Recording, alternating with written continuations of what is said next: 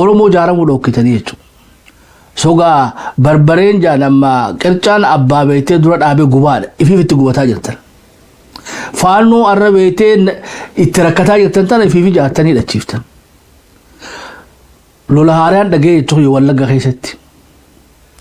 Yoo Wallaggaa faannoo faan dhagee jechuun yoo wal ajaa'iba. Shaniidhaan nu duulaa jettaniiti.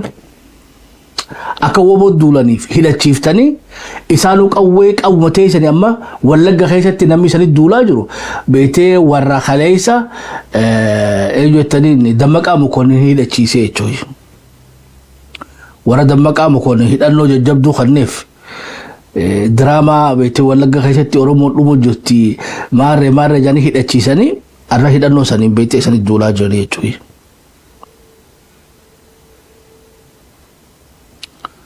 Waliigalaayu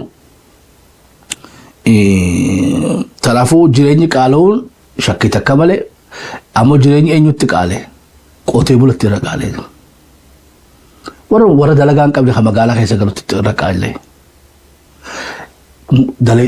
beetee radfii akkasitti waggaa sadarkaadhaan lafa keenye jireenyi ammaas hojjettoota mootummaattis qaalee jira doktoroota dabalatee. Addatti miti ammoo waloodhaan biitti beelaa jirti. Yeroo sagalee taatan qabeetee ifii dubbatachuu hin dandeenye sanillee hin dagatinaa. Tanaa sagal waan bira kun. Woosirra jirraa beeta takka nu hanna. Dubbuma akkana jedhamu akkamitti jechuu kiyyaba. Rakkoo biyyattiidhaa beetee siyaaseessanii meeshaa siyaasaa godhachuu amma beetee ihaappaa godhachuu amma meesiyoon godhatanii amma no san beetee san dura dhaabban. Yoo janwalii beeti rakkoo jirti uummanni keenya rakkoo jiruu taate immoo dhibbarraa dhibbatti waliin dhaabbannaa jechuudha. Jireenyi qaala'uun isaa shakkii takka malee akkamittuun qaala'uun jechuudha. Roobaa kan jirre biyyaa kan siyaasaan isin tasgabboonni kan nageenyi jirre hololli deemaa jiru keessatti kan jireenyi qaala'uun waan ajaa'iban qabdu. Ammoo biyya guutuutu beetee rakkate malee beelti addaa qofti beetee taasisanii taphatee warra adannoo amma waan biraa keessa dangachina jechuudha. Beela addaa doktoroota afaan Amaaraa dubbatanii fi warra beetee mangisaraatenyaa afaan Amaaraa dubbatu qofaatu rakkataa jira hidha biyyattii keessatti. Arra haati Oromoodhaa waan daa'ima fiitiif kan inni qabdu. Ilmaatu min duba saruu isanii kafalamuu danda'u situ ni ajaa'ibaa jechuudha. Eessarraa dhufeetu maalleen kunuu isanii kafaleenu ajaa'iba ruttaati jechuudha. Biyyaa beelaween waliin dhaabbanna rakkinan qabdu. Addatti ammoo addatti tana beetes meeshaa siyaasaa godhachuu hin dandeessanii jechuudha. Taraa saganaan biraa kun. Khabiraa magaalaa 14 keessatti miseensota ISCdhaa qaqqabneedha mootummaan. Mootummaan tun beetee xonqwaayii rabshaa jaalatu qabdi isaa sheeka beetee yaa'ii jaalatu gabbaruu jirti na fakkaata. Ganamuu yaa'uma fidhatti. Mee yeroo ammaa tana keessatti abaawoodhaan wallolu jirta, kaafaa wallolu jirta, woboo wallolu jirta, shaabi'aadhaan, wayyaaneedhaan, faannoodhaan. Kan hunda dhimma gooteetii ammaas ulee fudhattee masjiida keessaa ijoollee beetee nama 80 maarreen qabeeyya magaalaa 14 keessatti. Wobiitii teenya odoo IS qabaatte habar haa IS'n waan godhan ni beeknaa jechuudha. Mallasiis gaafa galaa ka'ee dubbii akkanaa haasa'e jechuudha. Walii gallaayu mallasiis battana dubbateetuma baatii lama booda ni kutee jechuudha. Baroo haatoo fi gabaabsaa jirtanii jechuudha. Piippiidhaan wali jennuuni woo harka fudhaa islaamu marraa. Biyya teenya keessatti IS'n hin jiru odoo jiraatee dur jiraataa jechuudha. Umrii teenya tana keessatti nama amantaa siyaaseessee maqaa amantaatiin qabsaa'ee biyya teenya keessatti nuti nagarre. Yoo fi uumuu barbaadda malee. Sanuu magaalaa gurguddoo namni islaamaa keessa jiru hundaa'u maqaa dhawtanii nama qaqqabnee turis beektee waan xiqqishoo amanuudhaaf nama dhibdu. Hawaasa muslimaa kun hawaasummaan beektee yeroo ammaa tana keessatti isa cinaa dhaabbatu hawaasummaa jechuudha. idda kana wali takkitin juttu majlisaa jira sheekoti ulamaota kabajaa qaban gurguddaa qabna ustaazota kabajaa qaban gurguddaa qabna khayyaanni isaanii madaalawaa taate waliin jireenya beekan amantaa hunda kabajan isaan kana humneessa malee ajandaa beetee Hassan Sheikh Mahmud itti faxare Amerikaan itti waa nyaachuu jiru ajandaa Puntlandiin beetee uumtee I think tana beetee dhukkuba Puntland irraa qaraatan na fakkaata jechuudha. Puntland diraatu hoftee beelotee lafa geesse beetee biyya tana keessa ICC jirettee kuno beetee gaara qullatuun siftii jechuudha Ameerikaa feertee. Dhiiroo isa doo gaara zuqaalaati moo irtaallee moo eessatti garafsiisuu deemtanii jechuudha.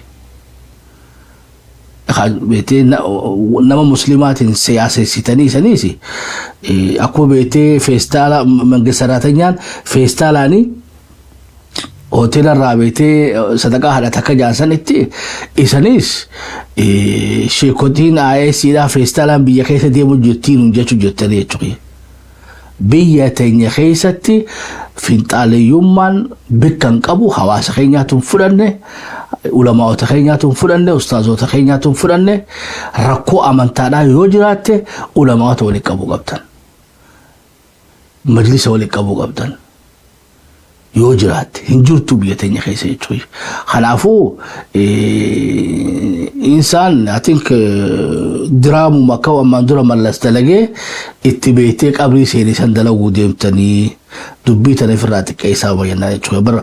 Magaalaa Harar keessa Direedawaa keessa Jijjigaa ውስጥ እንደዚሁም ደግሞ በአዳማ በሻሸመኔ በጂማ በመቱ habar babiku masjidni wayya jiru hundo maqaada wani khana hunda keessa beete ICC wali qabne tunisi waxa khayri da biyatenya beete odo tawfeeni mutaana jechuudha duraan taana bar yaad agenda qabsoon tenya qabsoon nationalism idati jechuudha.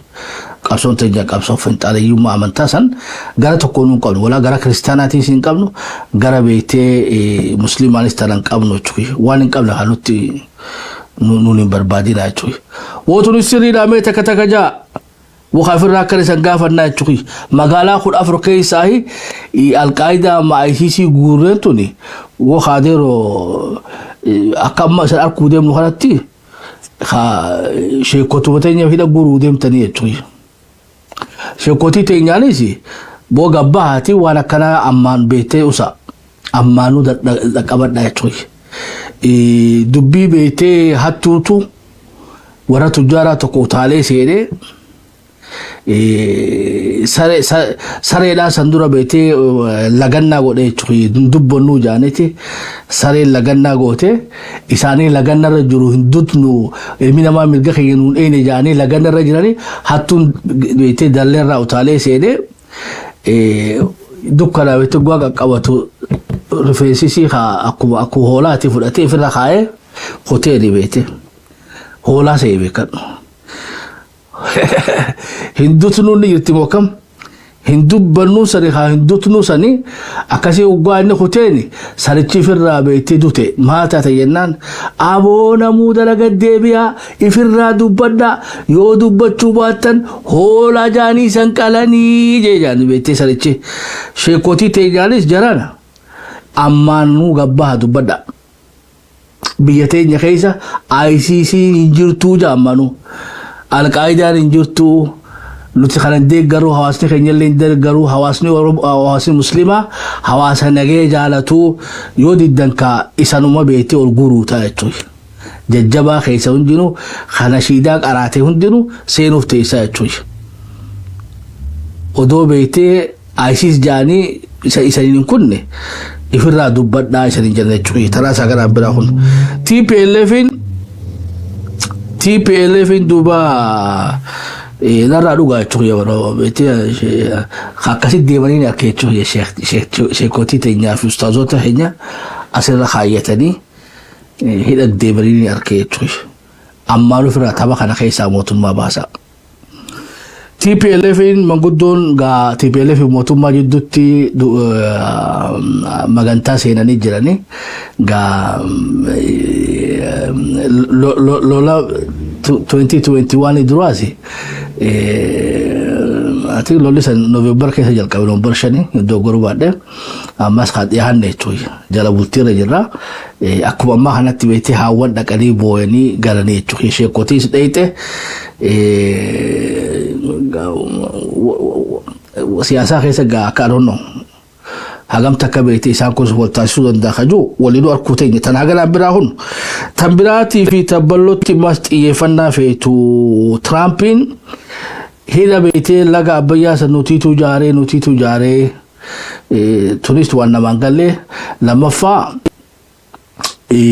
Turaabiin akka haasawutti biitiin ollaan lamaan kun wal kabajuudha oboo haa ollummaas hin qabnu jechuun yaadeero nuufi beektee wanni jidduu Masrii jidduu biyya guddoo Afrikaadhaa gudditti Afrikaadhaa Suudaantu jira jechuun kiiloomeetira kubbaa meeqa nuufi isaan jidduu ollummallee hin qabnu ammoo laga mormon irratti haawoo odeero sabbata haadha teenya irraa hiikanii keeshaa abbaa keenya keessaa guuranii beektee qabeenya san waasan jaaranne Ameerikaa waasan nu jaatte gaa nu galle jechuudha nu galle sanis haasooni Trump guuturraa guututti haasoo beektee Masrii gargaaru Masrii hedduu gammachuutti qabdi gaa mootummaa Itoophiyaa illee irraa mufattee ambaasadar Bishingaa jettanii mukam Bishingaa gaa yaamanii jiranii Bishingaan gaa deebisaa inni kanuun ilaallaa jechuudha ilmaan ayyaa haasagattaa tayyataarraa asubaratti haa gabaaffannu